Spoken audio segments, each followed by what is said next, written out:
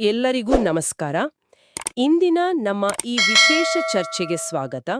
ನಾವು ಇವತ್ತು ಭಾರತದ ಪ್ರಜಾಪ್ರಭುತ್ವದ ಇತಿಹಾಸದಲ್ಲಿ ಒಂದು ಒಂದು ಬಹಳ ಮುಖ್ಯವಾದ ಘಟ್ಟವನ್ನ ನೋಡ್ತಾ ಇದ್ದೀವಿ. ಅದು 1952ರಿಂದ 1957ರವರೆಗೆ ಕೆಲಸ ಮಾಡಿದ ನಮ್ಮ ದೇಶದ ಮೊದಲ ಲೋಕಸಭೆ. ಇದು ಸುಮ್ಮನೆ ಒಂದು ಘಟನೆ ಅಲ್ಲ ನೋಡಿ. ಇದು ಸ್ವತಂತ್ರ ಭಾರತದ ಪ್ರಜಾಸತ್ತಾತ್ಮಕ ದಾರಿಯಲ್ಲಿ ಇಟ್ಟ ಮೊದಲ ಗಟ್ಟಿ ಹೆಜ್ಜೆ. ಅದರಲ್ಲೂ ಮುಖ್ಯವಾಗಿ ಯೂನಿವರ್ಸಲ್ ಅಡಲ್ಟ್ ಸಫ್ರೇಜ್ ಅಂದ್ರೆ ಸಾರ್ವತ್ರಿಕ ವಯಸ್ಕ ಮತದಾನದ ಮೇಲೆ ನಡೆದ ಮೊದಲ ರಾಷ್ಟ್ರೀಯ ಚುನಾವಣೆ. ಒಂದು ಕ್ಷಣ ಯೋಚನೆ ಮಾಡಿ, ಆಗ 21 ವರ್ಷ ದಾಟಿದ ಪ್ರತಿಯೊಬ್ಬ ಭಾರತೀಯ ಪ್ರಜೆಗೂ ವೋಟ್ ಹಾಕೋ ಹಕ್ಕು ಸಿಕ್ಕಿತ್ತು. ಅವರ ಜಾತಿ, ಧರ್ಮ, ಲಿಂಗ, ಆರ್ಥಿಕ ಸ್ಥಿತಿ ಯಾವುದೂ ಅಡ್ಡಿ ಬರಲಿಲ್ಲ. ಆ ಕಾಲಕ್ಕೆ, ವಿಶೇಷವಾಗಿ ವಸಾಹತುಶಾಹಿಯಿಂದ ಹೊಸದಾಗಿ ಹೊರಬಂದಿದ್ದ ನಮ್ಮ ದೇಶಕ್ಕೆ ಇದು ಒಂಥರ ಕ್ರಾಂತಿಕಾರಿ ವಿಷಯವೇ ಸರಿ ಅಲ್ವಾ?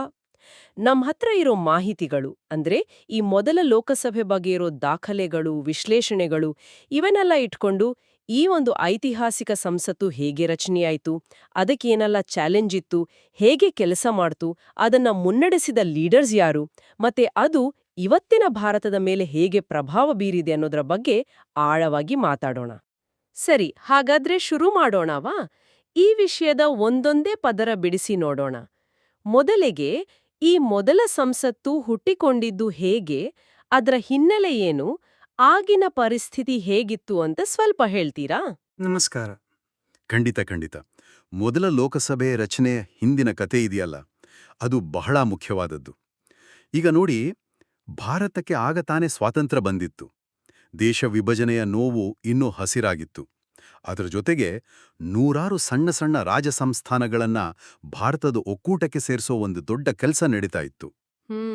ಲಕ್ಷಾಂತರ ನಿರಾಶ್ರಿತರು, ಅವ್ರಿಗೆಲ್ಲ ಪುನರ್ವಸತಿ ಮಾಡಬೇಕು, ಗಡಿಗಳನ್ನ ಕಾಪಾಡಬೇಕು, ಹೊಸ ಸಂವಿಧಾನ ಜಾರಿಗೆ ತರಬೇಕು. ಇಷ್ಟೆಲ್ಲ ಒಂದು ಕಡೆ. ಇನ್ನೊಂದು ಕಡೆ ದೇಶದಲ್ಲಿ ವಿಪರೀತ ಬಡತನ. ಸುಮಾರು 80%ಗಿಂತ ಹೆಚ್ಚು ಜನಕ್ಕೆ ಅಕ್ಷರಜ್ಞಾನ ಇರಲಿಲ್ಲ.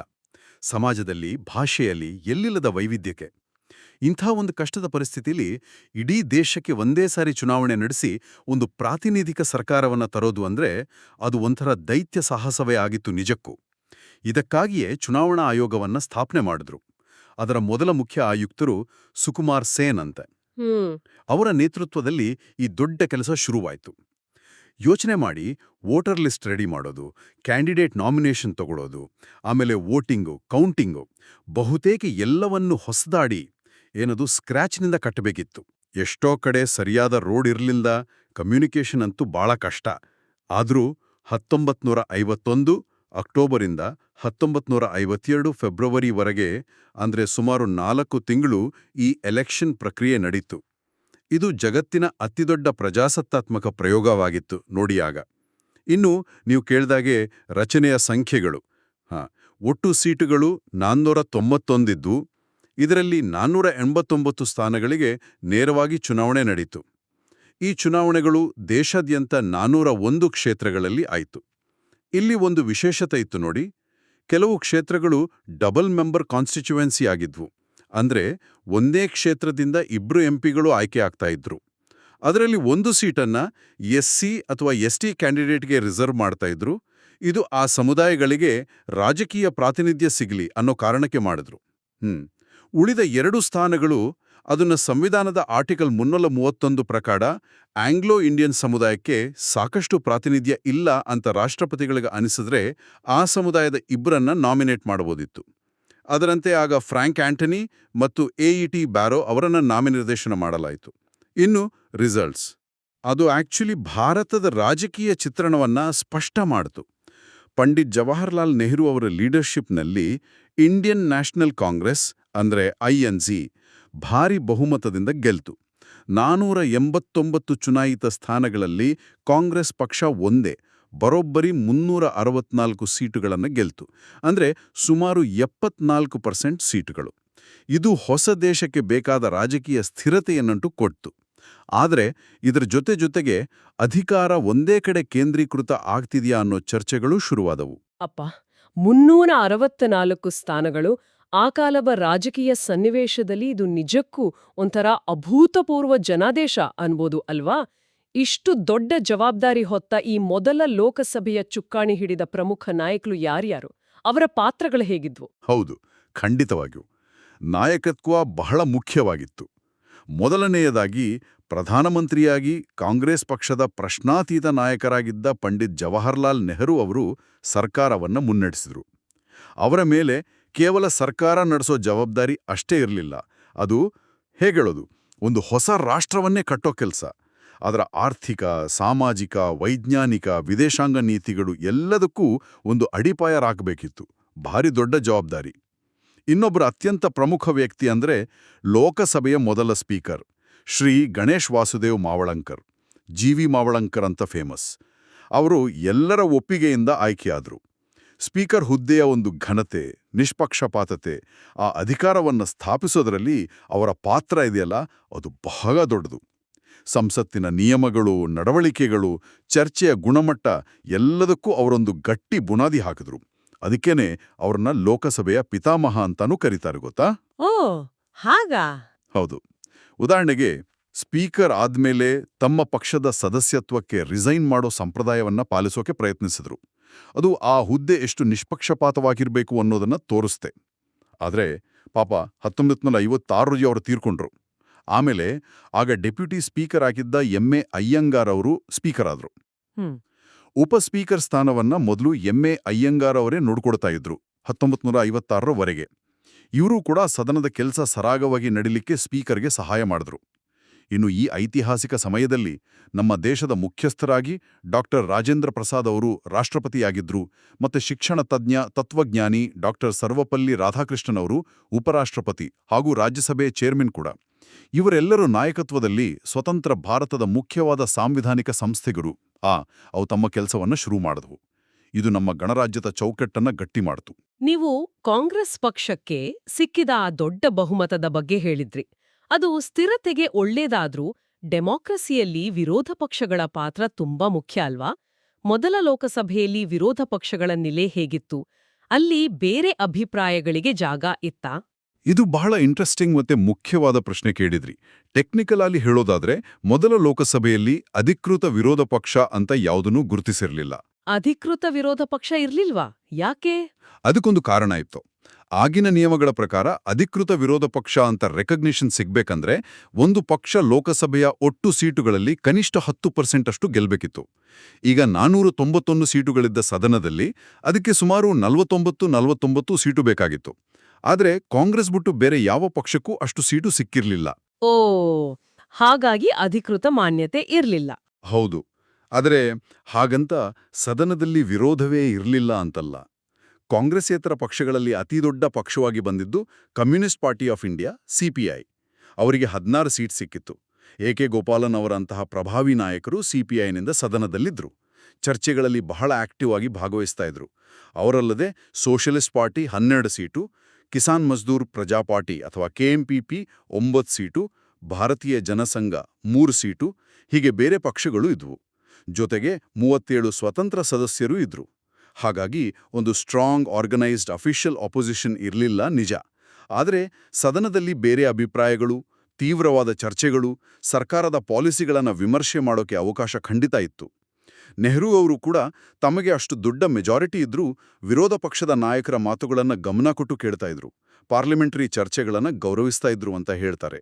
ಆದರೂ ವಿರೋಧ ಪಕ್ಷಗಳ ಸಂಖ್ಯೆ ಕಮ್ಮಿ ಇದ್ದಿದ್ದು ಸರ್ಕಾರದ ಮೇಲೆ ಪ್ರೆಷರ್ ಹಾಕೋ ಅವರ ಶಕ್ತಿಯನ್ನ ಸ್ವಲ್ಪ ಕಮ್ಮಿ ಮಾಡಿತು ಅನ್ನೋದು ಕೂಡ ನಿಜವೇ. ಹಾಗಾಗಿ ಈ ಮೊದಲ ಲೋಕಸಭೆಯ ದಿನನಿತ್ಯದ ಕೆಲಸ ಕಾರ್ಯಗಳು ಹೇಗಿದ್ವು? ಅದರ 5 ವರ್ಷದ ಅವಧಿಯಲ್ಲಿ ಅದು ಮಾಡಿದ ಮುಖ್ಯವಾದ ಕೆಲಸಗಳೇನು? ದೇಶ ಕಟ್ಟೋ ದೃಷ್ಟಿಯಿಂದ ಇದು ಬಹಳ ಆಕ್ಟಿವ್ ಆಗಿದ್ದ ಸಮಯ ಇರಬೇಕಲ್ವಾ? ಆ ಕೆಲಸಗಳ ಬಗ್ಗೆ ಸ್ವಲ್ಪ ವಿವರವಾಗಿ ಹೇಳೋಣ. ಖಂಡಿತವಾಗಿಯೂ. ಮೊದಲ ಲೋಕಸಭೆಯ ಅಧಿಕಾರಾವಧಿ ಶುರುವಾಗಿದ್ದು ಏಪ್ರಿಲ್ 17, 1952ಕ್ಕೆ. ಮುಗಿದಿದ್ದು ಏಪ್ರಿಲ್ 4, 1957ಕ್ಕೆ. ಪೂರ್ತಿ 5 ವರ್ಷಗಳ ನಂತರ ವಿಸರ್ಜನೆಯಾಯಿತು. ಈ ಸಮಯದಲ್ಲಿ ಅದು ಬಹಳ ಶ್ರದ್ಧೆಯಿಂದ ಕೆಲಸ ಮಾಡಿತು ಅಂತ ಹೇಳಬಹುದು. ನಂಬರ್ಸ್ ನೋಡಿದರೆ ಗೊತ್ತಾಗುತ್ತೆ. ಒಂದು ಮೂಲದ ಪ್ರಕಾರ ಈ ಲೋಕಸಭೆ ಒಟ್ಟು 14 ಅಧಿವೇಶನಗಳನ್ನು ಸೆಷನ್ಸ್ನ ನಡೆಸಿದೆ. ಈ ಅಧಿವೇಶನಗಳು ಒಟ್ಟು 677 ದಿನಗಳ ಕಾಲ ಸಿಟ್ಟಿಂಗ್ಸ್ ನಡೆದು. ಅಂದ್ರೆ 677 ಬಾರಿ ಸದನ ಸೇರಿದೆ. ಮತ್ತೆ ಒಟ್ಟು 3784 ಗಂಟೆಗಳ ಕಾಲ ಕಲಾಪಗಳು ನಡೆದಿವೆ ಅಂತ ದಾಖಲೆ ಇದೆ. ಅಂದ್ರೆ ಆವ್ರೇಜ್ ಆಗಿ ದಿನಕ್ಕೆ 5-6 ಗಂಟೆ ಸದನ ಸೇರ್ತಾ ಇತ್ತು. ಅಬ್ಬಾ 3784 ಗಂಟೆಗಳು. ಹೌದು. ಈ ನಂಬರ್ಸ್ ಇದೆಯಲ್ಲ, ಇದು ಸುಮ್ನೆ ಅಂಕಿಅಂಶ ಅಲ್ಲ. ಒಂದು ಹೊಸ ದೇಶದ ಕಾನೂನು, ಆರ್ಥಿಕ, ಸಾಮಾಜಿಕ ವ್ಯವಸ್ಥೆಯನ್ನ ಬಹುತೇಕ ಏನೂ ಇಲ್ಲದ ಸ್ಥಿತಿಯಿಂದ ಕಟ್ಟೋಕೆ ಎಷ್ಟು ಶ್ರಮ, ಎಷ್ಟು ಸಮಯ ಹಾಕಿದ್ರು ಅನ್ನೋದನ್ನ ಇದು ತೋರಿಸುತ್ತೆ. ಇನ್ನು ಕಾನೂನು ರಚನೆ ವಿಷಯಕ್ಕೆ ಬಂದ್ರೆ ಇದು ಅತ್ಯಂತ ಹೆಚ್ಚು ಫಲ ಕೊಟ್ಟ ಸಮಯ ಅಂತ ಹೇಳ್ಬೋದು. ಸುಮಾರು 313 ಮಸೂದೆಗಳನ್ನ ಈ ಲೋಕಸಭಾ ಪಾಸ್ ಮಾಡಿದೆ ಅಂತ ಅಂದಾಜಿದೆ. ಈ ಮಸೂದೆಗಳು ಕೇವಲ ಸಾಮಾನ್ಯ ಕಾನೂನುಗಳಾಗಿರಲಿಲ್ಲ ನೋಡಿ, ಅವು ಭಾರತದ ಮುಂದಿನ ದಿಕ್ಕನ್ನೇ ನಿರ್ಧಾರ ಮಾಡುವಂಥ ಮೂಲಭೂತ ಕಾನೂನುಗಳಾಗಿದ್ದು. ಕೆಲವು ಮುಖ್ಯವಾದ ಕ್ಷೇತ್ರಗಳನ್ನ ನೋಡೋದಾದ್ರೆ ಆರ್ಥಿಕ ನೀತಿ. ಮೊದಲ ಪಂಚವಾರ್ಷಿಕ ಯೋಜನೆ 1951-56 ಇದೇ ಟೈಮ್ನಲ್ಲೇ ಜಾರಿಗೆ ಬಂದಿದ್ದು. ಇದರಲ್ಲಿ ಅಗ್ರಿಕಲ್ಚರ್ ಮತ್ತೆ ಇರಿಗೇಷನ್ಗೆ ಹೆಚ್ಚು ಒತ್ತು ಕೊಟ್ಟಿದ್ರು. LIC ಸ್ಥಾಪನೆ, SBI ನ್ಯಾಷನಲೈಸೇಷನ್, ಕಂಪನಿಗಳ ಕಾಯ್ದೆ ಇವೆಲ್ಲ ಆರ್ಥಿಕತೆಗೆ ಒಂದು ಚೌಕಟ್ಟು ಕೊಟ್ಟು. ಇಂಡಸ್ಟ್ರಿಯಲ್ ಪಾಲಿಸಿ ರೆಸೊಲ್ಯೂಷನ್, ದೊಡ್ಡೊಡ್ಡ ಇಂಡಸ್ಟ್ರಿಗಳಿಗೆ, PSUಗಳಿಗೆ ಅಡಿಪಾಯ ಹಾಕಿದ್ವು. ಸಾಮಾಜಿಕ ಸುಧಾರಣೆ ಇದು ಬಹಳ ಮುಖ್ಯವಾದದ್ದು.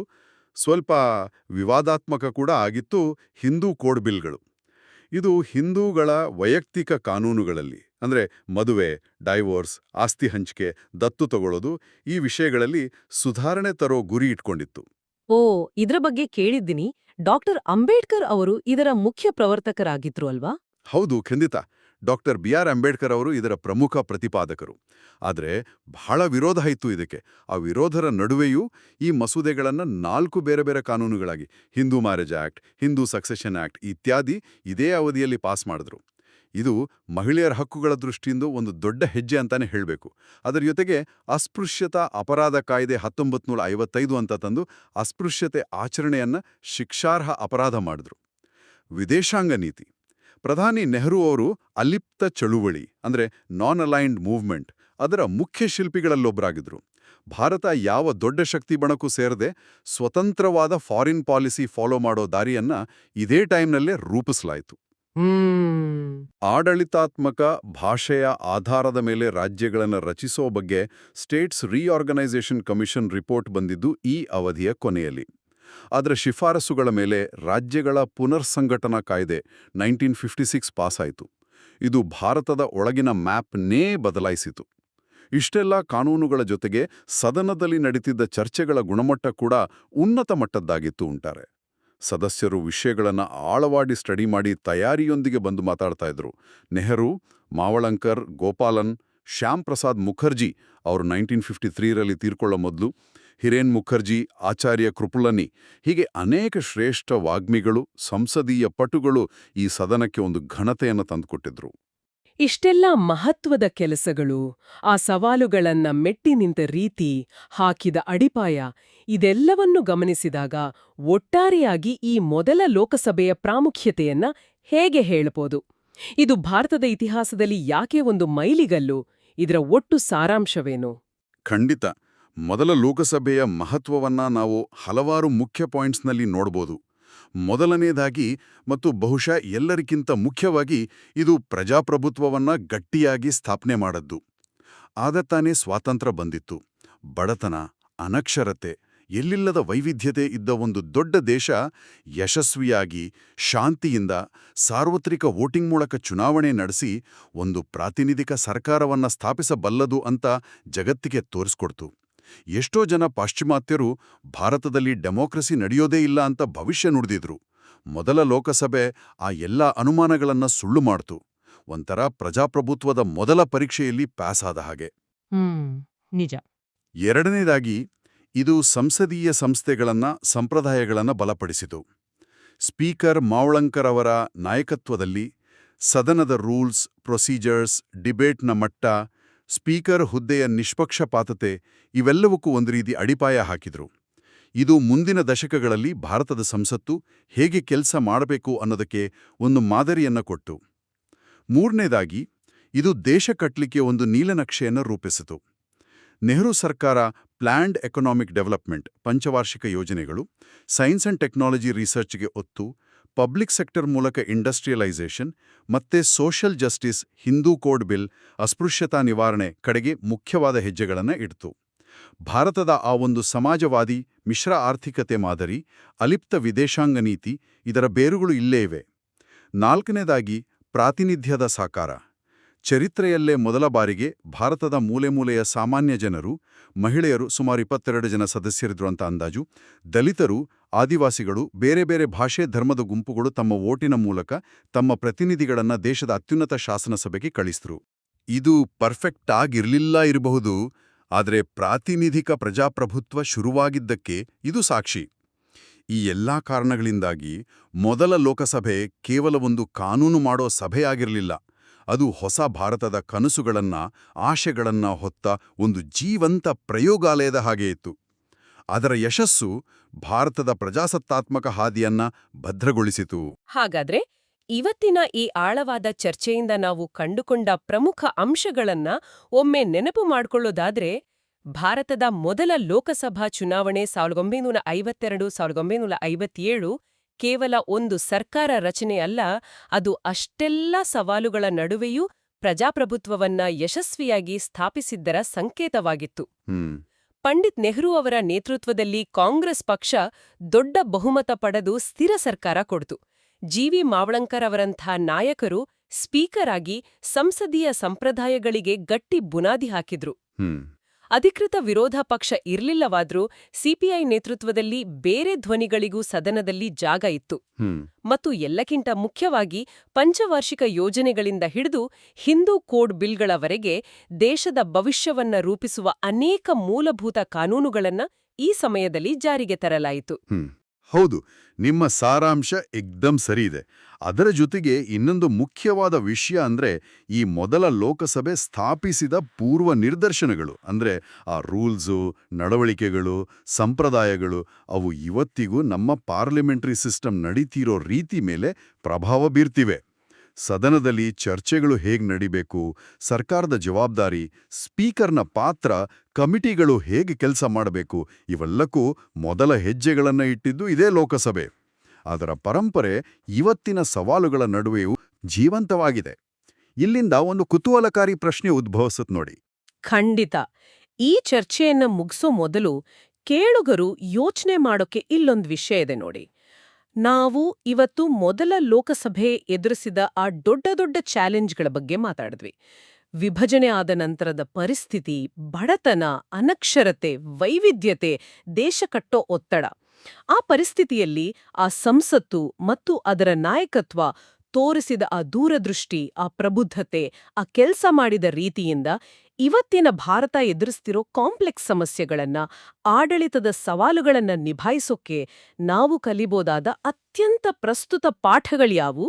ಅಥವಾ ಇನ್ನೊಂದು ಆಂಗರ್ನಿಂದ ಯೋಚನೆ ಮಾಡೋದಾದ್ರೆ, ಆ ಮೊದಲ 5 ವರ್ಷಗಳಲ್ಲಿ ಕಾಂಗ್ರೆಸ್ ಪಕ್ಷಕ್ಕೆ ಇದ್ದ ವಿಪರೀತ ಪ್ರಾಬಲ್ಯ ಮತ್ತು ಒಂದು ಸ್ಟ್ರಾಂಗ್ ಆರ್ಗನೈಸ್ಡ್ ಮಾನ್ಯತೆ ಪಡೆದ ವಿರೋಧ ಪಕ್ಷ ಸ್ಪಷ್ಟವಾಗಿ ಇಲ್ಲದೇ ಇದ್ದಿದ್ದು ಭಾರತದ ಆರಂಭಿಕ ರಾಜಕೀಯ ಸಂಸ್ಕೃತಿ, ಪಾಲಿಸಿ ಮೇಕಿಂಗ್ ಪ್ರಕ್ರಿಯೆ ಮತ್ತು ಅಧಿಕಾರದ ಬ್ಯಾಲೆನ್ಸ್ ಮೇಲೆ ಲಾಂಗ್ ಟರ್ಮ್ನಲ್ಲಿ ಹೇಗೆ ಪ್ರಭಾವ ಬೀರಿರಬಹುದು? ಆ ಒಂದು ಇಂಬ್ಯಾಲೆನ್ಸ್ನ ಪರಿಣಾಮಗಳನ್ನ ನಾವಿವತ್ತಿಗೂ ನೋಡ್ತಾ ಇದ್ದೀವಾ? ಒಂದು ಕ್ಷಣ ಯೋಚನೆ ಮಾಡಿ ನೋಡಿ. ಮುಂದಿನ ಚರ್ಚೆಯಲ್ಲಿ ಮತ್ತೆ ಭೇಟಿಯಾಗೋಣ.